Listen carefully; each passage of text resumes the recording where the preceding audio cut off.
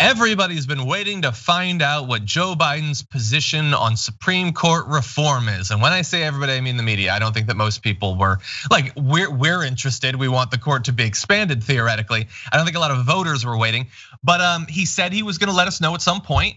And in fact, he has started to do that. Here he is on 60 Minutes talking about what his plan is if he wins the election. If elected, what I will do is I'll put together a national bipartisan commission of scholars, constitutional scholars, Democrats, Republicans, liberal, conservative. And I will ask them to, over 180 days, come back to me with recommendations as to how to reform the court system, because it's getting out of whack, the way in which it's being handled. And it's not about court packing. There's a number of other things that our constitutional scholars have debated, and I'd look to see what recommendations that commission might make. So you're telling us you're going to study this issue about whether to pack the court?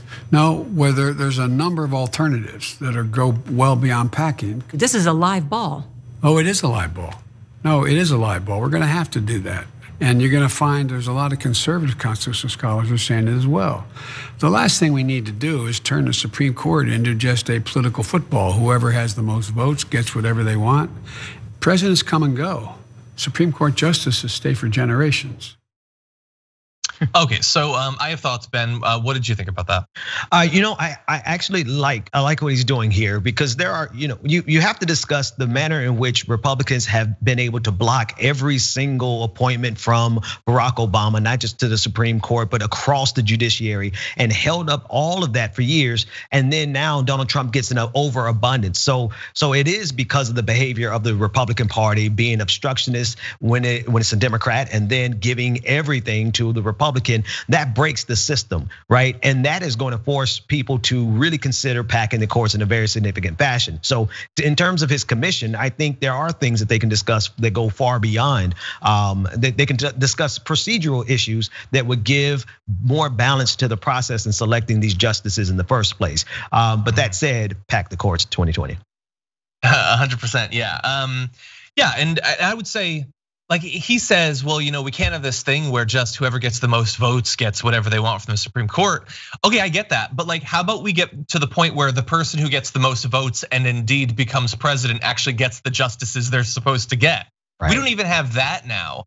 And I'm not just talking about in the past. Obviously, we know what they did to Merrick Garland. We know what a number of senators, especially Ted Cruz, were going to do if Hillary Clinton won the election. He said it's perfectly fine to have 8 justices. There's precedent for that. Thank you, Ted Cruz. Apparently there is precedent for other numbers other than 9. Doesn't have to go down. Maybe it goes up. Maybe we'll see. But I mean, even in the future, like Chris Hayes had a tweet that I found interesting, and I think it's a pretty good point. So here's a question I've been mulling. If GOP retains the Senate and Biden wins, why would McConnell ever give a hearing or vote to a single Biden judicial nominee? Right. I think that's a pretty good question. Now, I know many people in the media, even regular people, might say, well, wouldn't he have to? What would make him? Why would he have to do anything? He doesn't have to do anything. He can do whatever he wants. He can just Merrick Garland for the next 4 years if he wants to.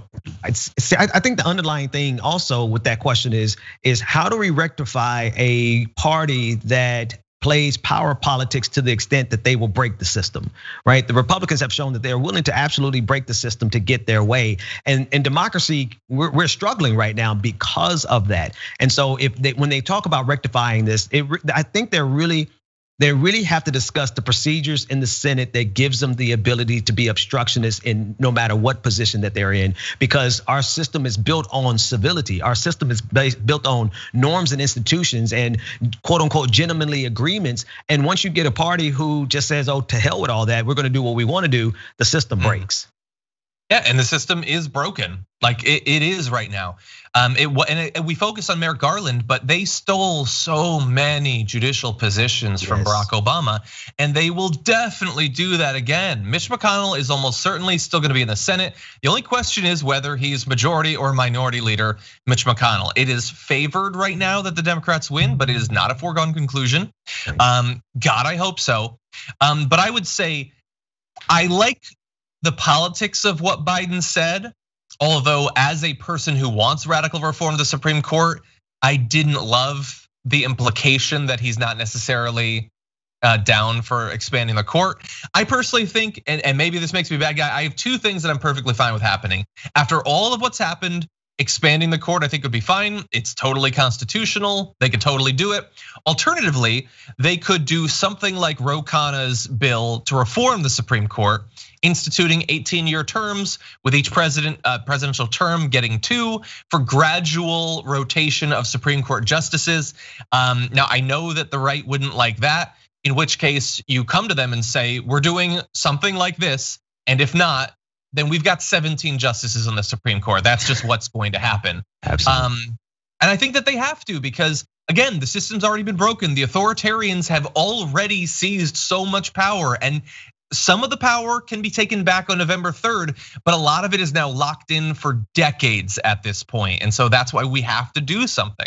Yeah, no, and one last thing is like it has to be not only a 1-2 punch, but it has to be a multi-hit combination of things to make sure that we are able to bring balance. Because just doing 1 or 2 reforms can easily be undone in like 4 years if we lose the Senate in the next in 2024, right? So they have to be willing to come in and actually stick it to this broken system that came to us by virtue of the Republican Party and institute reforms that take generations to undo, the same way Republicans have come in and been obstructionists and gotten what they want that otherwise it would take us generations to undo.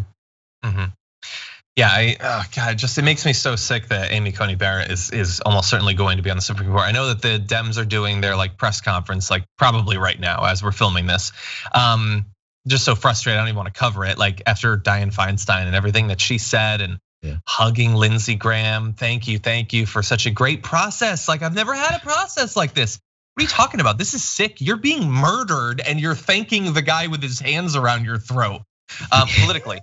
Yeah, I don't give me your press conference, and I understand it's not just Dianne Feinstein and supposedly Schumer gave her a talking to. That's not how we message about the Supreme Court. But the damage is already done. The damage is already done, and the damage is going to be done by literally decades. Check